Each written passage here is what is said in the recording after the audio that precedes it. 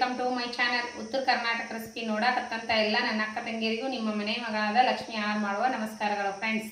ಇವತ್ತಿನ ರೆಸಿಪಿ ಏನು ತೊಗೊಂಡಿನಿ ಅಂದ್ರೆ ನಾನು ಯಾವ ರೀತಿ ಗೋಬಿ ಪಲ್ಯ ಮಾಡ್ತೀನಿ ಅಂತ ಹೇಳ್ಕೊಡ್ತೀನಿ, ನೋಡ್ಕೊಂಬಂడి. ಚಿಕ್ಕದು ಈ ರೀತಿ ಕ್ಲೀನಾಗಿ ತೊಳ್ಕೊಂಡು ಹೆರ್ಚಿಬಿಟ್ಟು ಇಟ್ಕೊಂಡಿನಿ. ಈ ರೀತಿ ಕ್ಲೀನಾಗಿ ತೊಳ್ಕೊಂಡು ಹೆರ್ಚಿಡ್ರಿ. ಆಮೇಲೆ ಮೆಣಸೆಕಾಯಿ, ಈರುಳ್ಳಿ, ಸ್ವಲ್ಪ ಕಡಲೆಬೇಳೆ, ಕರಿಬೇವು, ಕೊತ್ತಂಬರಿ, ಟೊಮೊಟೊ. ಈಗ ಇದು ಎಣ್ಣೆ ಒಳಗೆ ಫ್ರೈ ಮಾಡ್ಕೊಳ್ಳೋಣ ಬನ್ನಿ. ಈಗ ನೋಡ್ರಿ 2 ಸ್ಪೂನ್ ಎಣ್ಣೆ ಹಾಕೋಣ. ಚೆಂದಾಗೆ ಎಣ್ಣೆ ಒಳಗೆ ಹುರ್ಕೋಣ.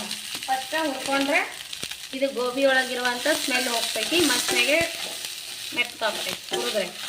ಹುರ್ಕೊಂಡು ಮಾಡ್ರಿ, ಚಂದ ಆಗ್ತೈತಿ. ಪಲ್ಯ ಸೂಪರ್ ಚಕೋಬೇಕು ನೋಡ್ರಿ. ಮೆತ್ತಗಾಯ್ತು, ಹುರಿದಂಗೆಲ್ಲ ನೋಡ್ರಿ ಈ ರೀತಿ. ಇವಾಗ ತಕ್ಕೋಣ. ಸ್ಪೂನ್ ಎಣ್ಣೆ ಹಾಕಿ ಜೀರಿಗೆ ಸಾಸಿವೆ ಹಾಕಿ.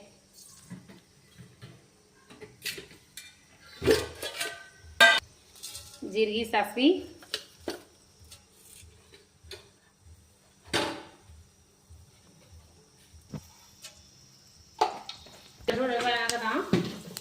ಹಾಕೋಣ. ಮೆಣಸಿಕಾಯಿ ಇದ್ದೀನಿ.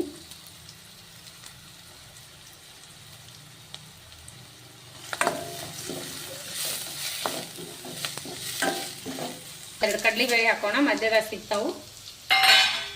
ಇದು ಫಸ್ಟೇ ಹಾಕೋಬೇಕಾಗಿತ್ತು ಕಡಲೆಬೇಳೆ, ನೆನಪಾಗಿಲ್ಲ. ಎಣ್ಣೆ ಒಳಗೆ ಫ್ರೈ ಆಗಿ ಹಾಕ್ತಾರೆ. ಇವಾಗ ಬರೋವರೆಗೂ ಫ್ರೈ ಆಗ್ಯಾವಲ್ಲ. ಈಗ ಟೊಮೆಟೊ ಆ್ಯಡ್ ಮಾಡೋಣ.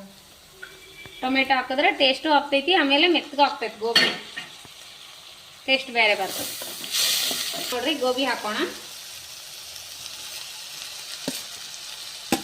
ಸ್ವಲ್ಪ ಅರಿಶಿನ ಪೌಡ್ರ್ ಹಾಕೋಣ.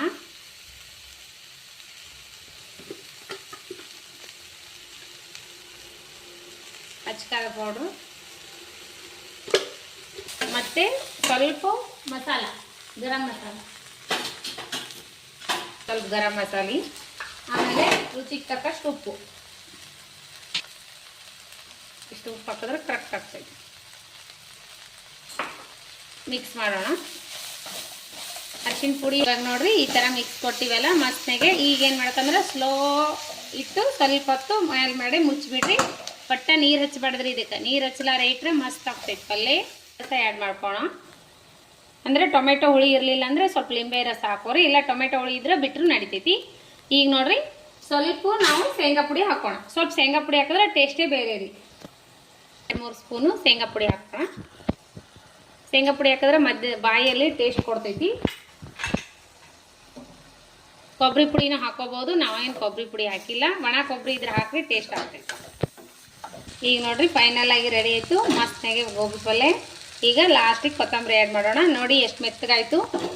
ನೀರೇ ಹಚ್ಚಿಲ್ಲ ನಾನು. ಸ್ವಲ್ಪ ಲಿಂಬೆ ರಸ ಆಮೇಲೆ ಟೊಮೆಟೊಲಿಂದನೇ ಮೆತ್ತಗಾಗ್ತೈತೆ. ಈಗ ನೋಡ್ರಿ ಕೊತ್ತಂಬರಿ ಹಾಕಿನಿ. ಈಗ ರೆಡಿ ಆಯಿತು ಪಲ್ಯ. ಈಗ ನಾನು ಚಪಾತಿ ಫೈನಲ್ ಆಗಿ ರೆಡಿ ಆಯಿತು ಗೋಬಿ ಪಲ್ಯ. ಸೂಪರಾಗಿ ಚಪಾತಿ ಜೊತೆ ಮಸ್ತ್ ಕಾಂಬಿನೇಷನ್. ಸೂಪರಾಗಿ ಗೋಬಿ ಪಲ್ಯ, ಮೊಸರು, ಶೇಂಗಾ ಚಟ್ನಿ, ಆಮೇಲೆ ಸ್ವಲ್ಪ ಬೆಂಡೆಕಾಯಿ ಫ್ರೈ ಮಾಡ್ಕೊಂಡಿನಿ. ಬೆಂಡೆಕಾಯಿ ಫ್ರೈ ಮೊನ್ನೆ ಬೆಂಡೆಕಾಯಿ ಮಾಡಿ ತೋರಿಸಿನಲ್ಲ ಅದೇ ರೀತಿ ಬೆಂಡೆಕಾಯಿ, ಶೇಂಗಾ ಚಟ್ನಿ, ಮೊಸರು, ಗೋಬಿ ಪಲ್ಯ, ಬಿಸಿ ಬಿಸಿ ಚಪಾತಿ. Super combination. ಚಪಾತಿ ನೋಡ್ರಿ ಯಾವ ರೀತಿ ಮಾಡೀನಂತ. ಸೂಪರ್ ಆಗಿರುವಂಥ ಬಿಸಿ ಬಿಸಿ ಬಿಸಿ ಚಪಾತಿ. ಮಸ್ತ್ನಾಗೆ ಚಪಾತಿ ಈ ರೀತಿ ಮೆತ್ತನ ಚಪಾತಿ ಜೊತೆ ಗೋಬಿ ಪಲ್ಯ ಊಟ ಮಾಡಿದ್ರೆ ಏನು ಹೇಳ್ತೀರಿ, ಮಸ್ತ್ ಅಂದ್ರೆ ಮಸ್ತ್ ಆಗ್ತದೆ. ಇನ್ನೂ ಅನ್ನಕ್ಕೆ ಇಟ್ಟಿನಿ. ಅನ್ನ ಒಂದಾದರೆ ಫೈನಲ್ ಆಗಿ ರೆಡಿ ಆಗ್ತದೆ. ನೋಡಿ ಮಕ್ಕಳಿಗೆ ಊಟ ತಿನ್ನಿಸ್ತೀನಿ ನೋಡ್ತೀನಿ. ಗೋಬಿ ಪಲ್ಯ ಸೂಪರ.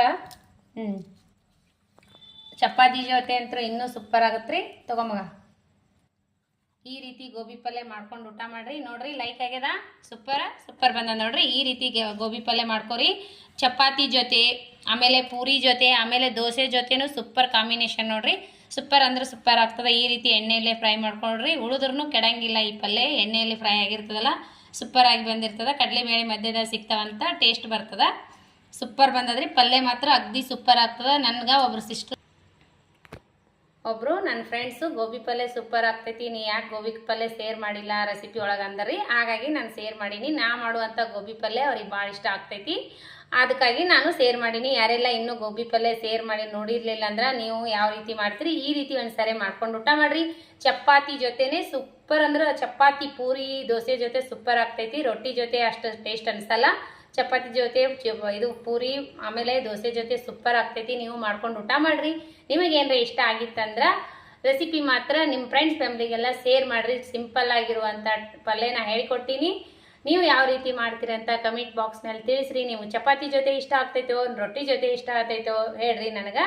ಮತ್ತೆ ಮುಂದಿನ ರೆಸಿಪಿಯಲ್ಲಿ ಸಿಗೋಣ ಫ್ರೆಂಡ್ಸ್. ನಮಸ್ಕಾರ. ಯಾರೆಲ್ಲ ನನ್ನ ರೆಸಿಪಿ ತಪ್ಪದೆ ಬಿಡುವಿನ ಟೈಮ್ ತೊಗೊಂಡು ನೋಡ್ಲಕತ್ತೀರಿ ಅವರಿಗೆಲ್ಲ ತುಂಬು ಹೃದಯದ ಧನ್ಯವಾದಗಳು ಫ್ರೆಂಡ್ಸ್. ಮತ್ತೆ ಮುಂದಿನ ರೆಸಿಪಿಯಲ್ಲಿ ಸಿಗೋಣ ಫ್ರೆಂಡ್ಸ್. ನಮಸ್ಕಾರ, ಬಾಯ್.